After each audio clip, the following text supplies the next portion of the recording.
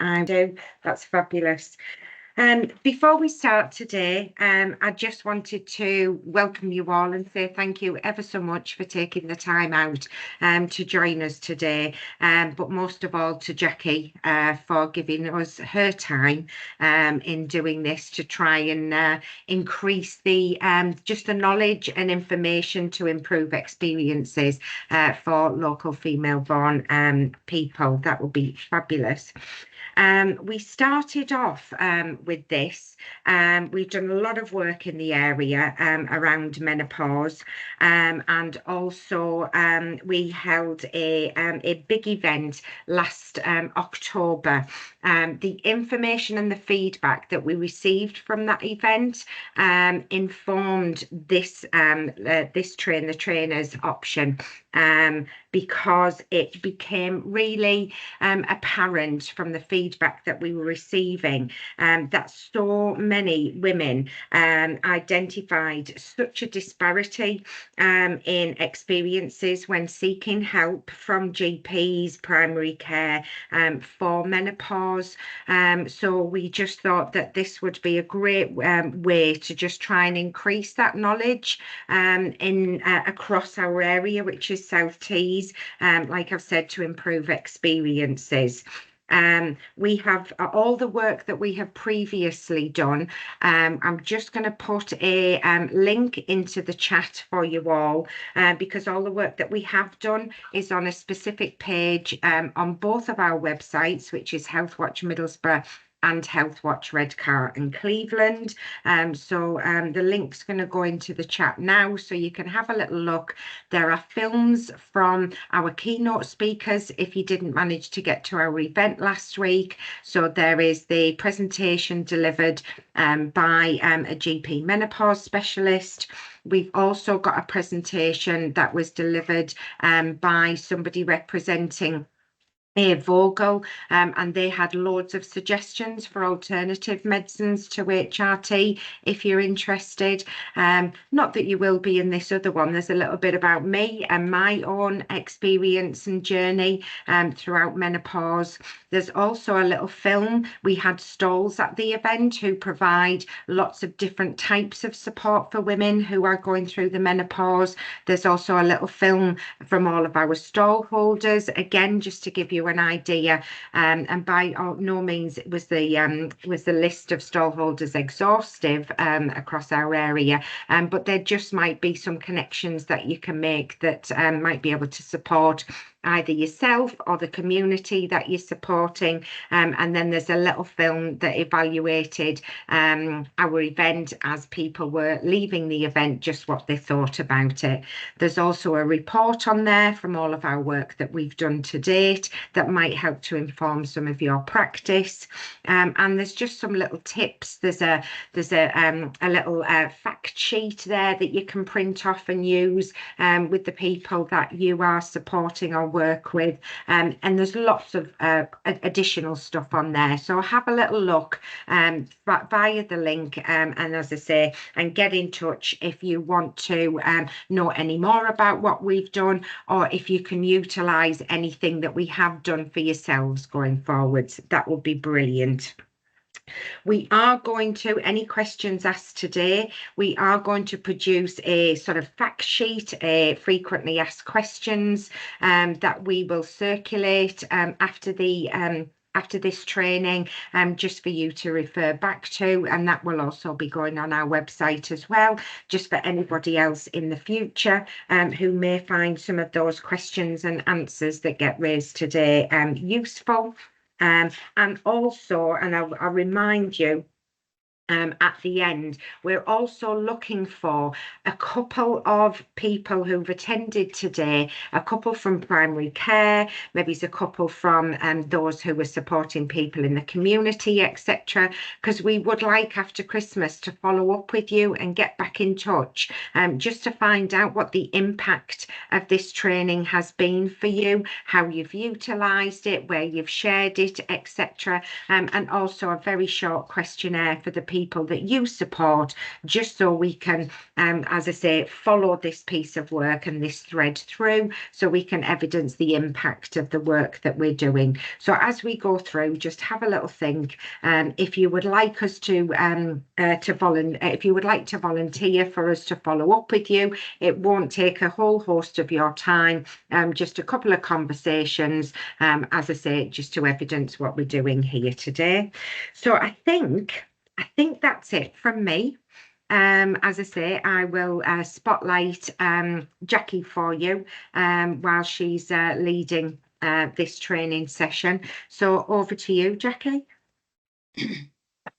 Thank you, Lisa. Thanks for asking me back, everyone. This is Menopause Trainer. So what is the menopause? What myths do we know about? How can we separate the real from the perceived? And let's go through a few bits and pieces. So I've plugged in here a ton of signposting and resources, so that you've got them in the slides if you want to steer with pride, look at them for yourself, share them with colleagues. Information is also in the chat from Lisa regarding the last event, so you've got that too. So loads of information from today. Let's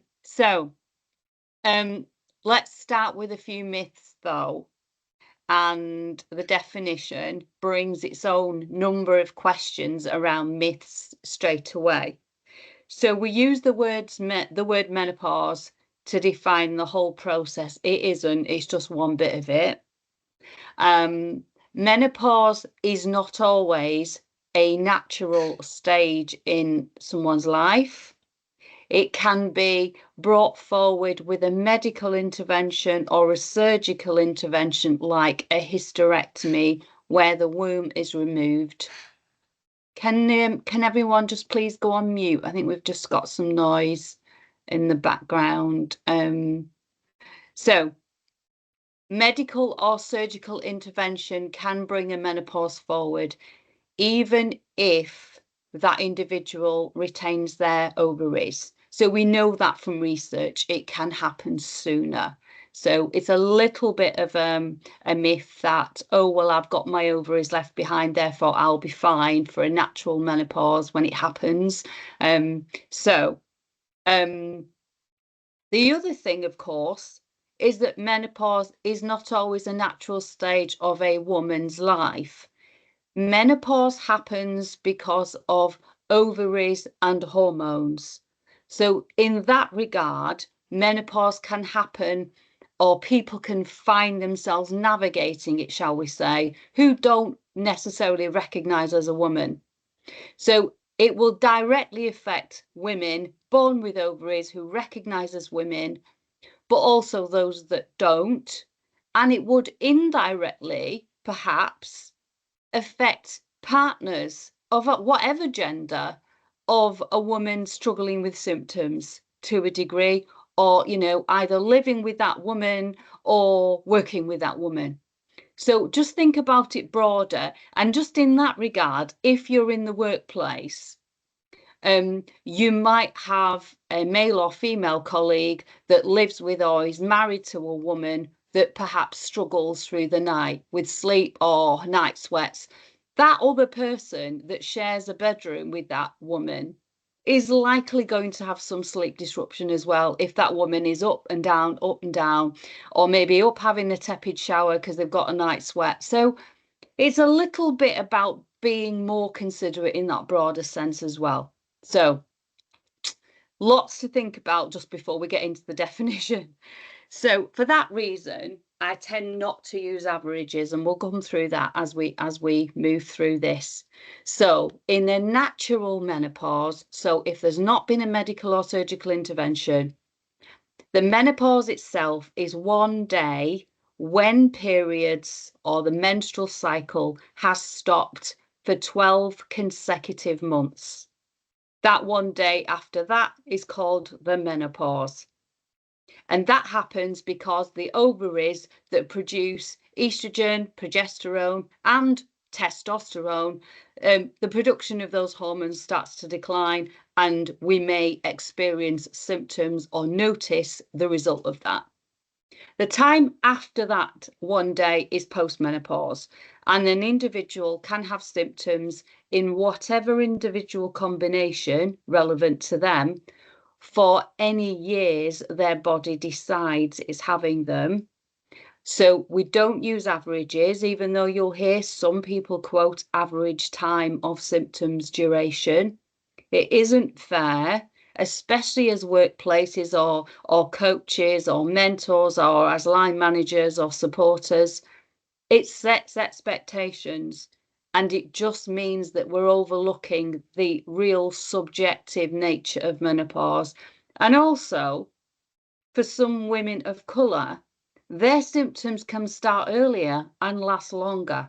So again, a note to inclusion. The time leading up to that one day of menopause is perimenopause.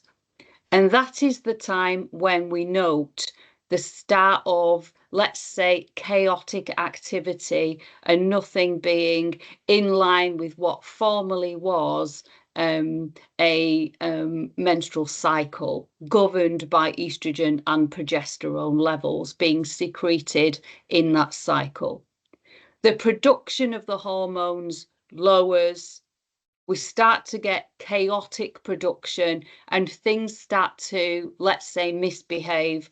Some of us notice symptoms, or at least we notice changes or feel different. Not all of us do. And it may or may not be hot flushes, and it may or may not be changes in terms of menstrual cycles. That isn't always an absolutely definitive thing either. So in summary, the definition of menopause reminds us that we're not all average and we're very subjective, and ethnicity is a factor in menopause, as is age. It is not just a midlife thing. Premature ovarian insufficiency, or POI, and early menopause, and I'll come on to explain that, is a factor for health and social care organisations, because we employ 80% or thereabouts of women making up our workforce. And just by nature of that, the percentages of those workforce numbers having an early menopause for us will be more concentrated.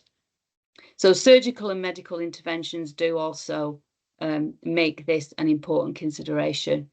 And basically, we're all special. None of us are actually average. So the legal framework that organisations, workplace champions, trainers, or network leads need to know. Why is this something we talk about at work? Because one, the economic participation of women in the workforce is important. At the crudest level, women are leaving jobs.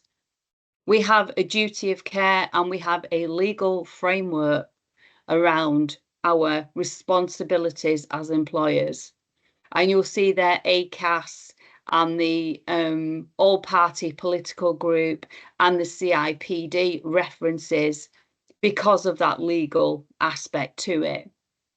But we also know that a great big proportion of our staff are struggling, and as many as 80% report symptoms. And mental health and sleep are the biggest groups of symptoms. And one will impact the other and drive the other and exacerbate the other. So really, really important that we note that and we get that out.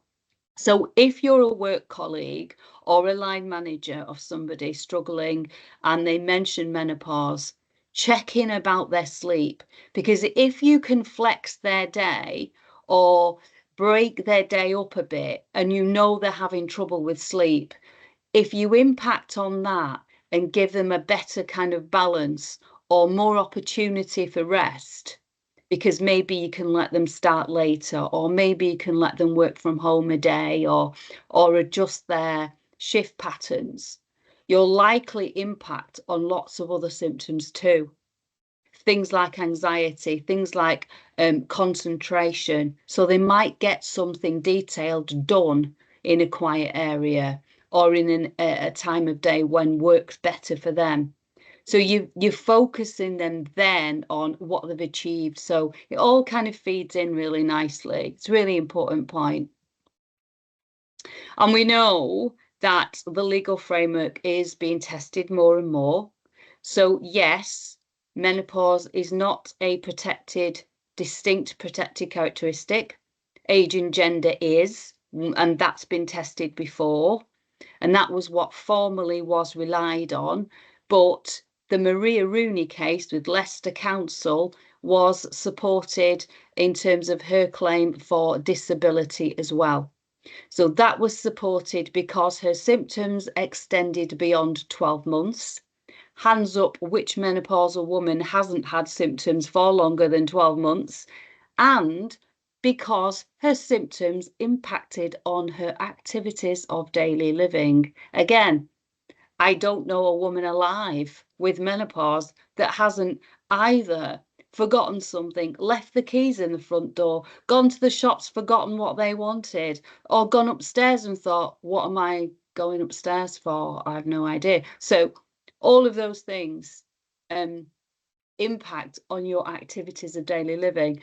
And that actually was a test case and underlines the point that without awareness, without policy, without guidance, without support at work, organisations that employ women are vulnerable. This is being tested. So there we go. This is a little bit about NHS, so it won't apply to everybody. But for those of us in the NHS that are on the call today, this study done by an excellent all-female research team was the first one that looked at NHS staff and menopause. So quite an important point, but it made the massive point about presenteeism not being able to define and measure it properly, because loads of us will drag ourselves in. So back to sleep again, that example. Loads of us will drag ourselves in after a poor night's sleep, come in anyway, not be working up to, up to scratch or kind of as well as we might have done had we felt better, but we'll come in anyway. And that working under par actually has lots of implications. And we can't measure, but we could, potentially put a figure on it. So big numbers, big impact on that. So I'll give you a little run through of hormones, and by no means are we going into any detail. We're going to have a very simplified overview just to give you an idea so that you can signpost colleagues or just have more confidence in talking around this as a workplace champion or ambassador. So the three main hormones that are often labelled as the sex hormones, although they do much more, are estrogen, progesterone and testosterone. And estrogen and progesterone, as I say, govern a menstrual cycle or our fertility, if you will. When we're fertile, we have a menstrual cycle, and when we come into menopause, those hormones reduce. And essentially, the very, very kind of squeezed down definition, estrogen is primarily for symptoms management. So the types of symptoms we would see in low estrogen would be the brain fog, the tiredness, bone density. So we know that osteoporosis is a big risk when our estrogen drops. We also know that estrogen actually has anti-inflammatory effects internally too. So, for example, our cardiovascular disease risk goes up after the age of 60. So all of these things are considerations when we think about topping up our hormones or taking hormone replacement therapy, HRT. And I've got some resources for you to utilise in the pack soon. So estrogen is a group of 3 hormones. We actually make estrogen from testosterone. So many women still refer to testosterone as the male hormone. It isn't. It's important for women too. And estrogen has receptors everywhere. We are super reliant on estrogen, particularly the brain and the urological system. But it also enhances other things. Hence the risk around cardiovascular disease, which was the theme of World Menopause Day last year. So, and there you go, supports the elasticity in the arteries. So, when you come into perimenopause, you might notice those symptoms and you might consider topping up your estrogen levels to manage those symptoms and bring those symptoms down from, say, 7 or 8 out of 10 down as much as perhaps 3 or 4 or 3 out of 10. Progesterone would be the second hormone in that menstrual cycle that regulates the menstrual cycle, and it actually is used as part of HRT for women that haven't had a hysterectomy. So if you've still got your womb, we take progesterone to help us protect the lining of that womb and to prevent nasties growing in there when we take estrogen as part of HRT. So you can see there that progesterone has an important function with other hormones. So none of our hormones work in isolation. And that's sometimes why our GPs might be really super safe and careful and test things like thyroid function and things like that when you go in to discuss symptoms of menopause. So we know that everything is linked, and we know that things like stress and sleep can exacerbate lots of these symptoms. And you can see here the reasons. Everything is super connected, and lack of progesterone can result in things like anxiety, mood swings, and even disruptions with sleep because of that anxiety feeling there.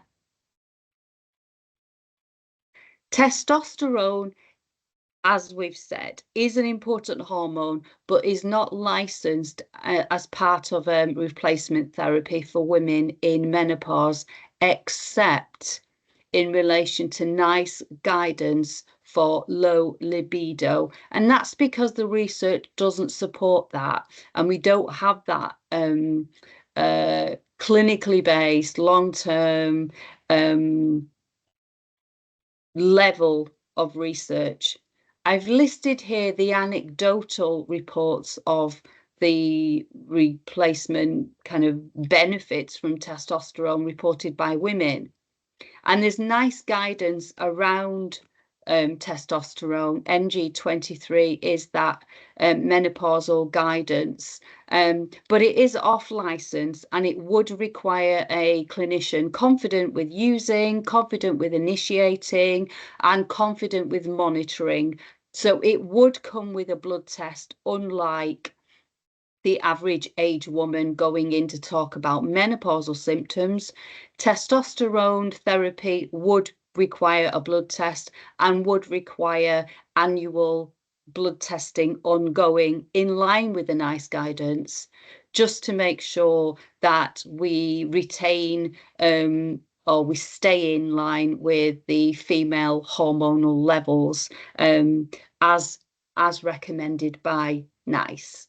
So it's got guidance from NICE in relation to low libido in menopause because it is off license for women for any other use. So a little bit about fears for HRT. HRT is often still reported back to me with a note of the old 2002 study that was misrepresented, misreported, and was labelled as less scientific because it drew links, certainly in terms of the media headlines, with HRT and breast cancer. So lots of women still have those fears and remember those media headlines. So what we would aim to do is to direct colleagues and ourselves to real risk as opposed to perceived risk. And let's make our decisions about how we manage our risk or not, or how we manage our symptoms based on clinically based safe information as opposed to what's perceived. So this graphic from the British Menopause Society, which is also on the public pages called Women's Health Concerned, is a good one to use and direct people to.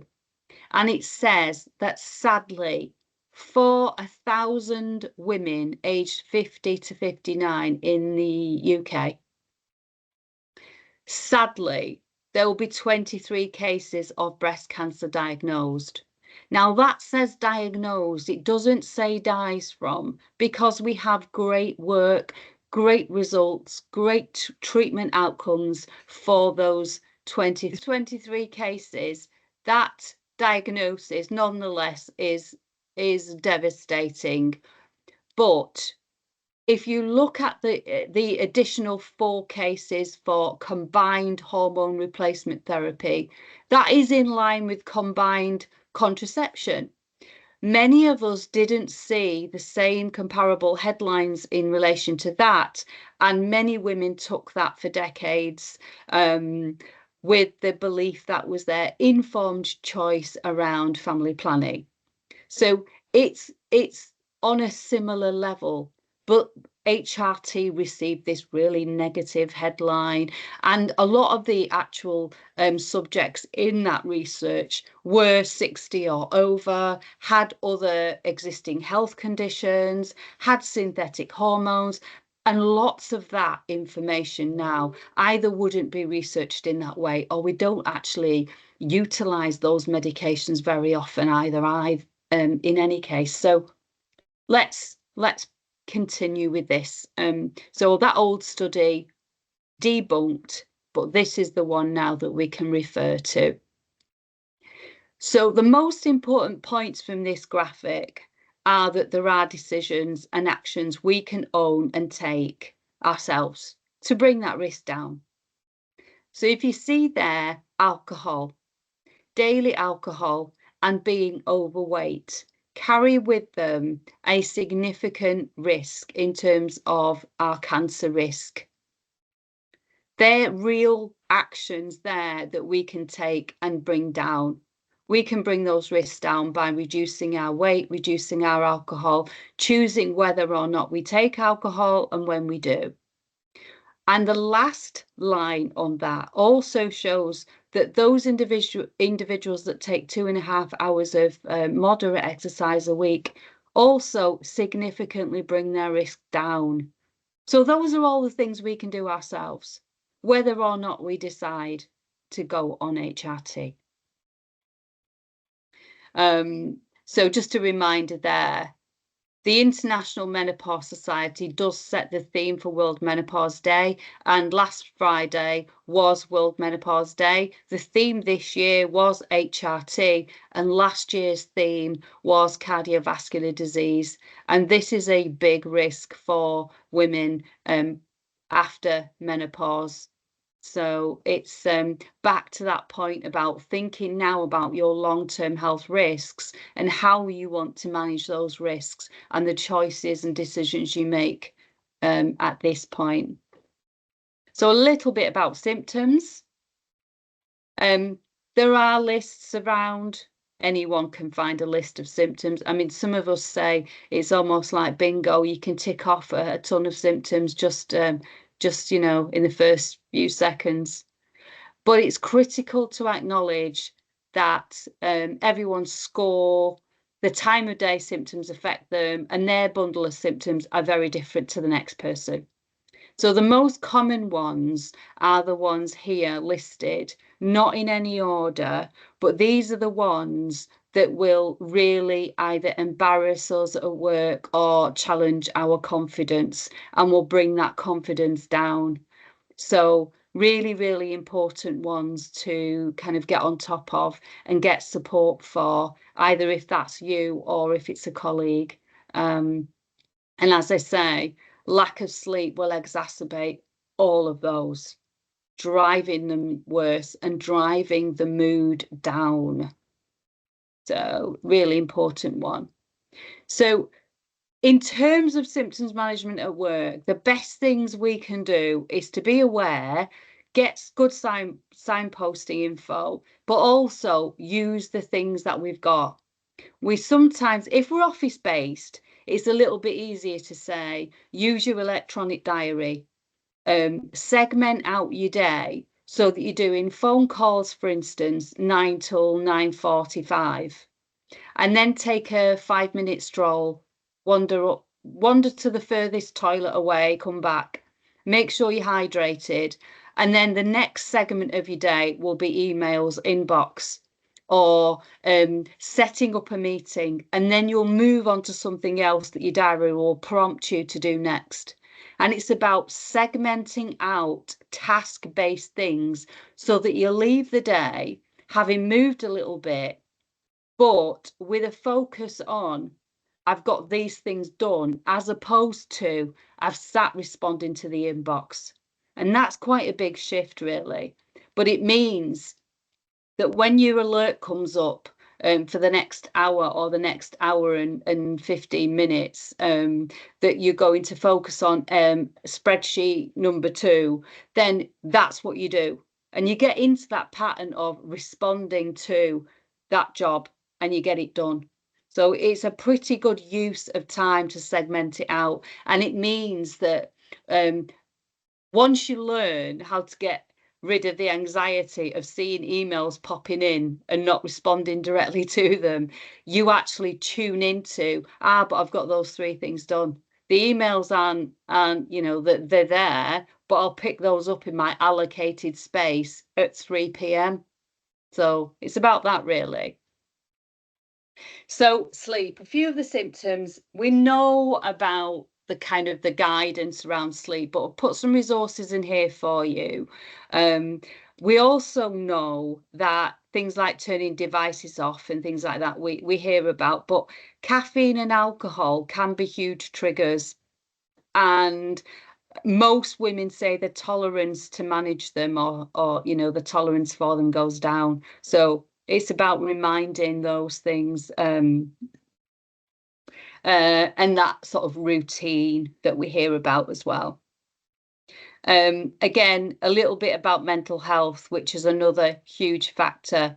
As many as 3/4 of women that have had a mental health issue in the past will have an exacerbation again when perimenopause happens. And that's back to that point of some of this will be hormonally driven and some of this will be in relation to the hormonal chaos that happens, and none of our systems working in isolation. So it's important for those individuals that are open about mental health struggles to say to their GP or nurse that they've had those issues in the past. So getting that lovely balance with hormonal support and perhaps any medication or support for their mental health in tandem is important for them. But the British Menopause Society recommend that we don't jump in as first line with antidepressants, certainly in women where this is a new presentation and they're discussing symptoms of menopause or the potential for menopause. So there's quite a firm line on there from our clinicians in terms of best practice. So I've put on here loads of information around mental health just because it is such a massive, massive reported kind of group of symptoms. So there's loads on here.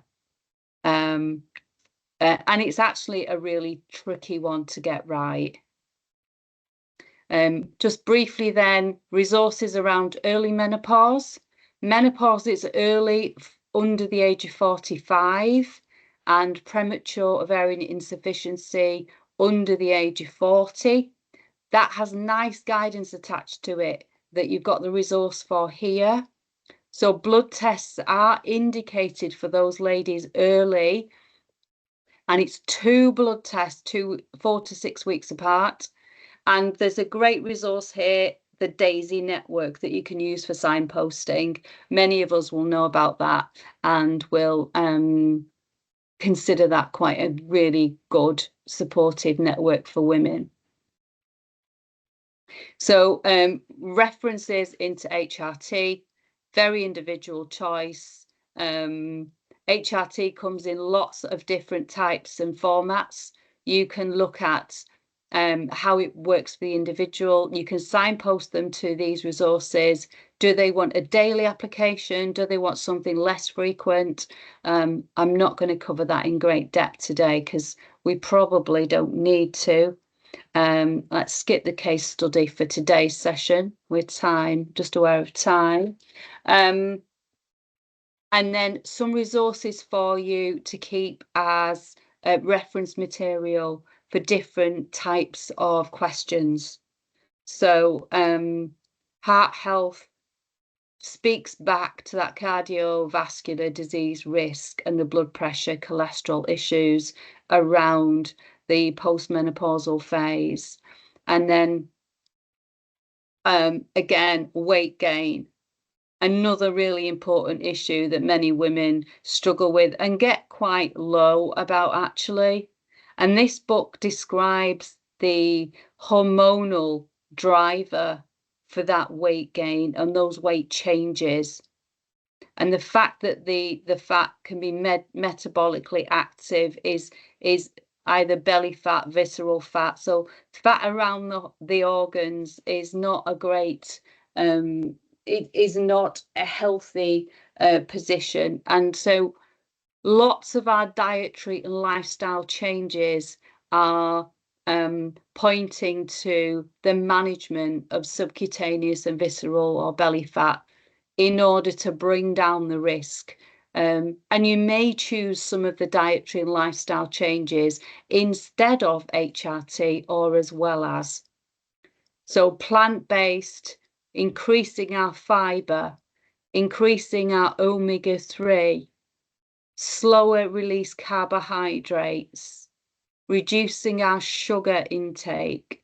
All of those things work really well at this time when some of us mention that our ability to process sugars reduces and we get a sort of an insulin resistant type of position. And Tim Spector, some of our dietitians think this is quite controversial, so it's just put here as a research, as a resource for you.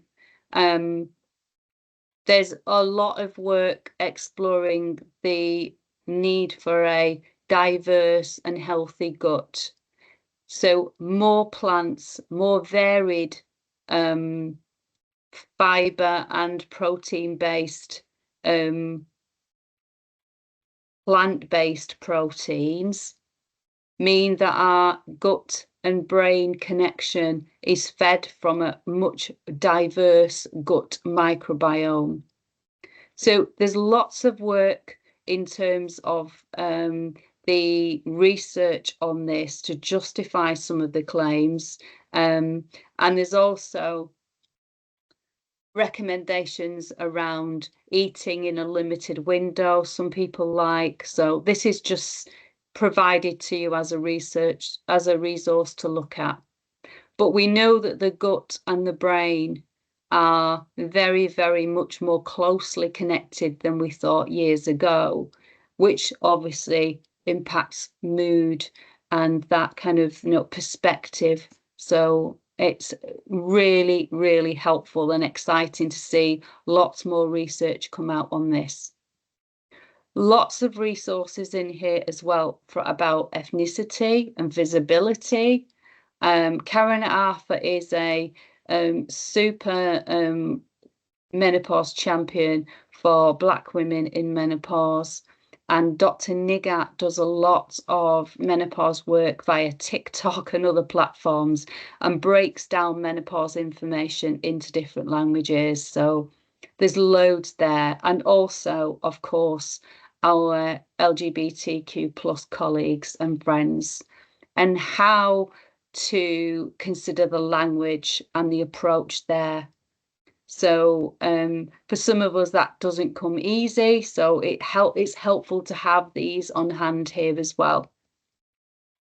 I've put also some ADHD and autistic stuff. A lot of women are diagnosed neurodiverse later in life, and hormonal changes can drive some of that.